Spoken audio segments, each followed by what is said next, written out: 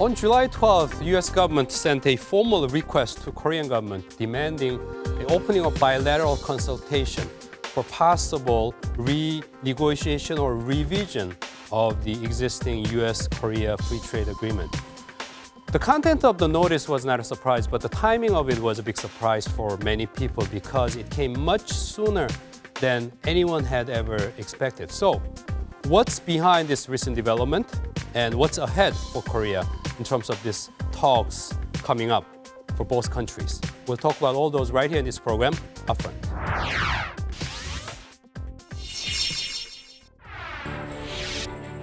The U.S. Trump administration has formally requested talks with the Korean government to possibly amend the current free trade agreement between Seoul and Washington.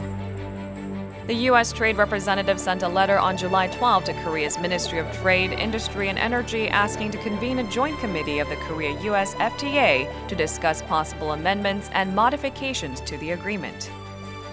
In a statement released on the same day, the USTR office said USTR Robert Lighthizer, as directed by President Trump, formally notified Korea that the U.S. is calling a special joint committee meeting under the U.S.-Korea Free Trade Agreement to start the process of negotiating to remove barriers to the U.S. trade and consider needed amendments to the agreement.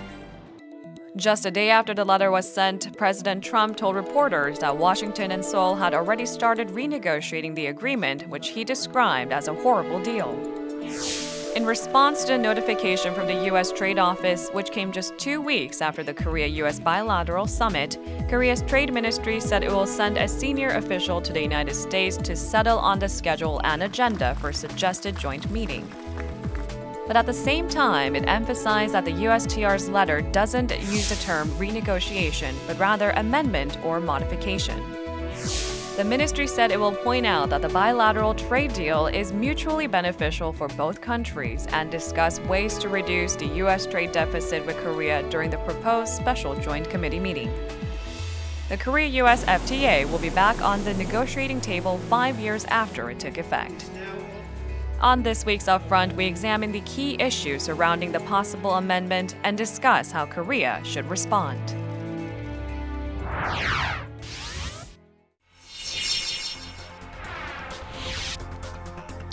Well, for today's discussion, we have, first of all, Professor Shin Se-don. He's a professor of economics from Sookmyung University joining us here. Thank you very much. Proud to be here. And we have Professor Brandon Walcutt, professor of international studies from Hankuk University of Foreign Studies. Thank you very much. Thank you. Okay, hot news for Korea these days because it was much sooner than anyone had expected. Only about, 12 days after the summit meeting in Washington between Trump and President Moon.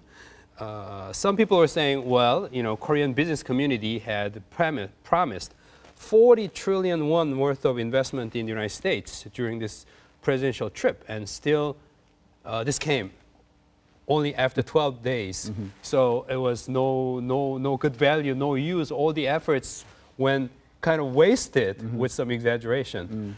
What's behind this, Professor Shin, in your view? How do we explain this development? President Trump has been emphasizing trade imbalance of United States against Korea and other countries. And throughout his campaign, we've been noticed that he has a very strong stance about trade deficit against especially Korea. So it is not surprising. And I bet the President Trump has already negotiated the issue with the President Moon when he visited. So many people say it's unexpected, but there's wishful thinking for Korea. And I think there have been talk in the meeting, summit meeting in Washington. So I am pretty expected that, that kind of a challenge will be coming from the U.S. government. So it was no surprise to me. Professor Shin said, Brandon, he knew it was coming all along, but do you agree with Professor Shin's perspective? Actually, I think I'm kind of a little bit more in terms of what he was mentioning. When Trump went to a few other places like Saudi Arabia and some other places, he actually, when he was there, he backed off and he didn't keep emphasizing the fact that we need to make some renegotiation, I think that's a strong word, but he was talking more like tweaks, I think is more of what he was meaning, but we need to do a few things to reduce the deficit. Now, with dealing with China and Japan, he didn't really I went back and watched a few footages, and I didn't notice that as much, that he, kept talking, we need to do this. With some of the press coverage of what his visit with Moon portrayed, it actually, he came out and they kept emphasizing that we still, like little comments, not big comments, but actually they continued the comments through. So I don't think it was that unexpected. On this point, we are connecting with an expert on this subject who is in California. It's Mr. Jeff Ferry. He's a research director for Coalition for Prosperous America here. A lot of Koreans are very much wondering about what is exactly happening in the United States, particularly the U.S. public sentiment. Which are the groups that have been particularly unhappy with the existing FTA arrangement so far?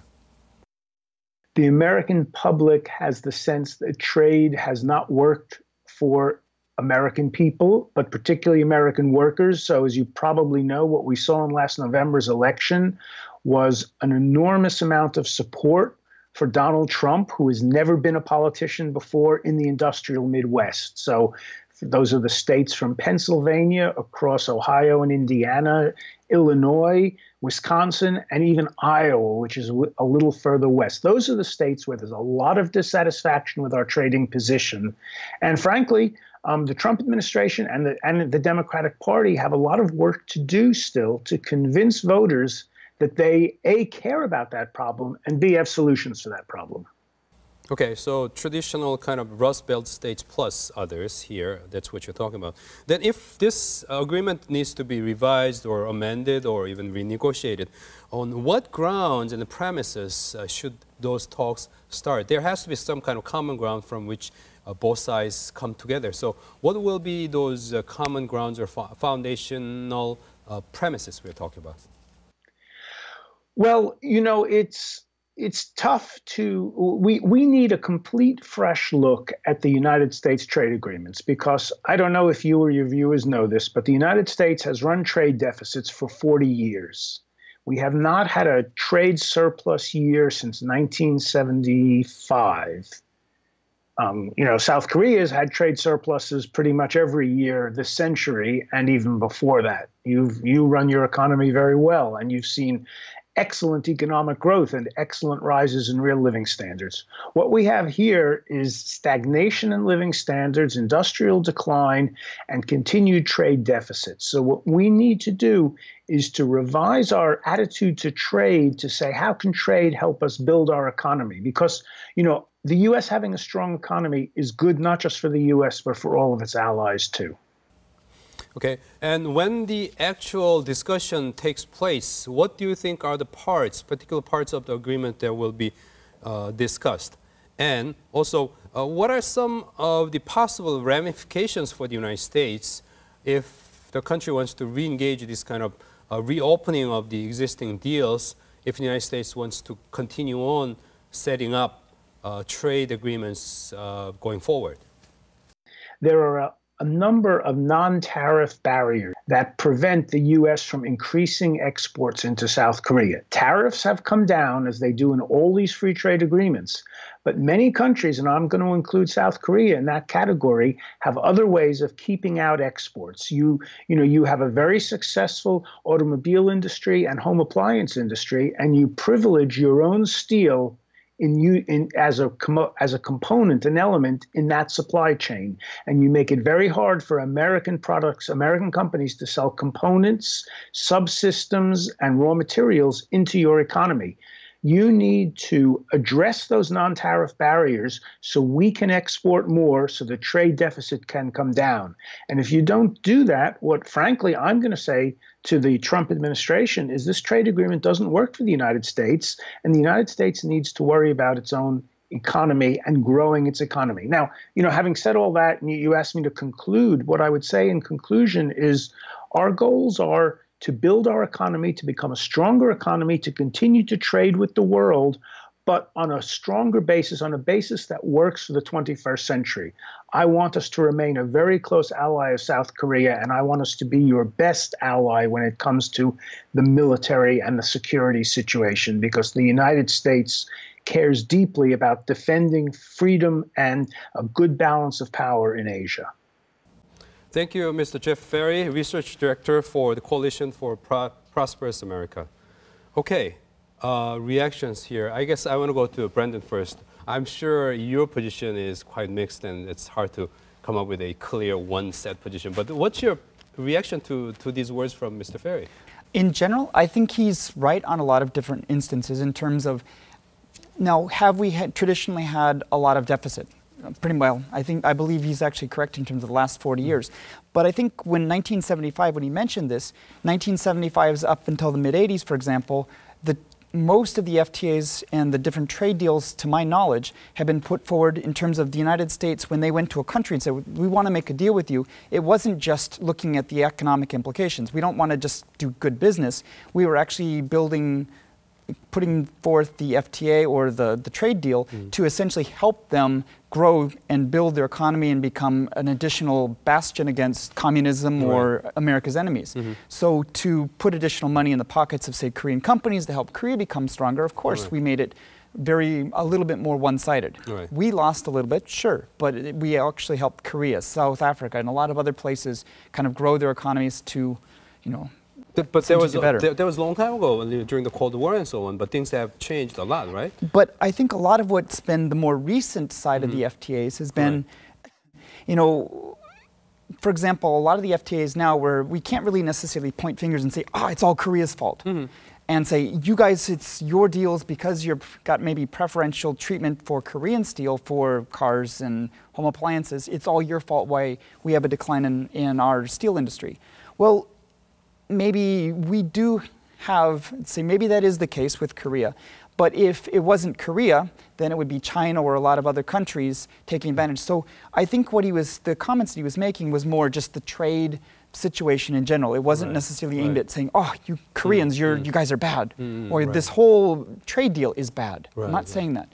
But I'm saying there is an issue that we do need to maybe start relooking at some of the trading deals we have and maybe making some tweaks and things. There are some things that I think they can easily say that aren't quite as good with the KORU-U.S. FTA that could be improved. And perhaps things have changed overall, the situation, market situation and overall. I think in general, the KORU-U.S. FTA has been a very positive thing. As you can see, trade has been up for both parties, which is obviously good. Professor Shin, as an economist, what do you think? I'm completely surprised and astonished by his remark in a number of senses. He said, completely fresh look at the agreements. That means he implicated the entire change of the agreement, and that is surprising to me. And he pointed out the non-tariff barrier. Of course, non-tariff barrier exists, but non-tariff barrier exists on very different grounds. And if non-tariff barrier has been the culprit for the trade deficit, it's going to be very minor. It can't be on the level of almost a $20 billion surplus. So, and third, United States has been facing trade deficit not against Korea, China, Japan, Germany, Mexico, Canada, whole bunch of countries. So real issue at here is competitiveness of the United States. And he tried to find the fault with trade agreement and then tried to build the trading kind of a block against all those countries having trade surpluses. So it's like moving back to 1930s and very dangerous, and it won't be succeed because in the Congress, in the academia in the States, majority of the people, academians and politicians know that the benefit of free trade, that's going to be beneficial, not just to the States, but for the global. So I'm pretty surprised by the reaction by Mr. That he mentioned from California. Right. Okay, now, back to more fundamental question here. Korea is actually 8th in terms of the rank of the countries that have large trade surplus with the United States. Number 1, China is 347 billion as opposed to Korea's 27 billion annual trade surplus. Japan is 69 billion as opposed to 27 billion Korea. So number 8, why is Korea picked? Well, I think to a degree you might say, for example, Korea's very first FTA, I believe, was with Chile. Why did we pick Chile? There was a lot of good interest, a lot of potential good business, and there weren't a whole lot of necessarily problems that we had to counter. So we could go forth, we could put together a trade deal, learn a little bit on the job while we're doing this. As it relates to what we're talking about now, why Korea? Why pick on Korea? to a degree, it might be this is like low-hanging fruit to a degree. We've got maybe, they may believe, well, all right, we have some leverage over Korea. But we also have maybe a good enough and a strong enough relationship that we can test the waters, see how things go with Korea, and if he does a good job kind of renegotiating, amending, whatever he wants to do with the trade agreement, maybe he can then roll it out to other countries as well. And he can test the waters in terms of not only with foreign countries and how we can work with them, but he can also maybe getting things past Congress and helping them get on board with what he's trying to do. So it makes a lot of sense. And plus, Korea, when you put it in perspective of like China and Japan, these are a lot bigger fish. They, I mean, like Japan, what is it? We actually sell, I think it's like $20 billion more goods to Japan than we do with Korea. So it's like 1/3 more. So if you're going to screw up, I'd say screw up with the smaller part than the larger. And plus with Japan, I guess they can say that there's a lot more strategic importance there in terms of China may be the thing that they see as the long-term threat for the United States, and Japan would be more of a bigger counter than Korea will ever be. So there's a lot of other implications that we might want to think about than just straightforward economics. So makes a lot of sense right there. But then narrowing the focus, as Professor Walcutt discussed, then he touched upon in his earlier comment about possible leverage. And when we say possible leverage, we think about security issues. What do you see in terms of this like issue linkage? Definitely. How does it work out? Korea, just in terms of trade, it's kind of lightweight. Not a heavy like a Japan Surplus? or China. Okay. So there isn't much to gain, even if Korea exceed whatever United States asked to do. Okay. So I think the real political intention for Trump administration is to kind of have an initiative on the other issues like security or third issue. Okay. But that's what America is thinking. America should consider the populations, think about or thought about America. Okay, the majority of Korean people are not as pro-American as it used to be 2 or 3 decades ago. So whenever United States push very hard on the security and the South American, the Korean issue, then majority of people become anti-American, and it's going to make it very difficult for American government to maintain strategic and traditional alliance with Korea. So Korea, the United States has to be very careful to use this security issue as a leverage on either side, trade or security. So very serious possibility of miscalculation on the side of Trump White House. That's exactly what Congress is worried about. The American government stance against the Korean government on the trade issue. I think that's what they're worried about with everyone at this point in time. We seem to be alienating everyone across the world. So Europe let's not just Korea jump on the bandwagon. But talking about the more specifics here, if the discussion begins, before leading up to this point, a lot of people are talking about, because of Trump's words on automobiles and steels, that they were seen as areas for the talks. But now some people are saying, well, that may not be only just the case, but also there will be talks on service industries and the agriculture and so on. What are some of the areas that you are seeing in terms of having these talks coming up? Well, actually, I think let's start with agriculture right off the bat. In general with trade, kind of general trade theory says each party is going to be doing what they do comparatively better. United States, we do agriculture very well. And just right off the top, people in agriculture in general have been quite happy with the current. But they could be happier. We could always get more, right? All right. So let's start with beef. Right now we still have, I think the tariff is still relatively speaking, it's 25% tariff, somewhere in the 20s. Right, well, that's some pretty big money. There's a lot of different products that could be, actually it won't resolve the trade balance issues, but at the same time, it certainly would go a long way to helping certain areas. So right there, other things like maybe even within manufacturing, they were mentioning the non-tariff barriers. Like labeling. Labeling Korean government, when we move very quickly. And oftentimes they've got actually products still in the ship that haven't been delivered, and they've already changed the labeling requirements. That, as Professor Shin mentioned earlier, that's not going to fix the the trade deficit. It's not. But at the same time, it might make at least some of the different exporters in the United States happier. And it will make a certain political impact. Sure. So, I mean, these are little things that can be just minor tweaks that can make a lot more of the people happy. It may not touch on like cars and steel, but it can actually go a long way towards resolving some of the issues. But you have to remember, in agriculture, maybe good on the side of the United States. But from Korean standpoint, on the political side in Korea, that's one of the last things the Korean government would give in. So I think there are rooms, you know, in many other issues that both government can agree upon. That is, I think, market access in the number of service market, and also you mean service market even in the United States? Financial market. Okay. Coming in U.S. financials coming in, but also Koreans going that way too. Okay. So that there's a more room for openness in the financial service market, and also there has been some regulations on repatriation of income and the earnings from the Korea to the United States. There have been a lot of foreign exchange regulations.